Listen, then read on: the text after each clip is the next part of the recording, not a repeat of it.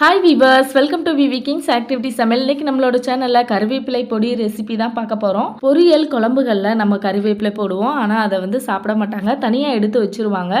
இந்த மாதிரி நம்ம பொடி பண்ணி கொடுக்கும்போது விரும்பி சாப்பிடுவாங்க. டேஸ்ட்டுமே வேற லெவல்ல இருக்கும். இட்லி தோசையோட இந்த பொடி வச்சு சாப்பிடும்போது ரொம்பவுமே டேஸ்டியா இருக்கும். நல்லெண்ணெயில குழப்பி கொடுங்க, அது இன்னுமே ஹெல்த்தியா இருக்கும். சாதத்துல 1 டீஸ்பூன் அளவுக்கு நெய் சேர்த்துட்டு 1 டீஸ்பூன் பொடி சேர்த்துட்டு நல்லா விரவி கொடுத்தீங்க அப்படின்னாலும் குழந்தைங்களும் விரும்பி சாப்பிடுவாங்க. வாங்க வீடியோ போகலாம். கடாயில 2 டீஸ்பூன் அளவுக்கு எண்ணெய் சேர்த்துட்டு உடைச்ச தொளி உளுந்து 1/2 கப் எடுத்திருக்கேன். அதை அப்படியே இதில் சேர்த்துடலாம். சேர்த்துட்டு ஒரு 2 மினிட்ஸ் வதக்கி விட்டுறலாம். நீங்கள் உளுந்து சேர்க்கும் போதே அடுப்பை லோ ஃப்ளேம்லேயே வச்சுருங்க. நம்ம பொடி வறுத்து முடிக்கிற அளவுக்குமே அடுப்பு லோ ஃப்ளேமில் தான் இருக்கணும். இப்போ 3 டீஸ்பூன் அளவுக்கு கடலைப்பருப்பு சேர்த்துக்கலாம். 2 டீஸ்பூன் அளவுக்கு மல்லி சேர்த்துக்கலாம். 2 செகண்ட் வரைக்கும் நல்லா வதக்கி விட்டுருங்க.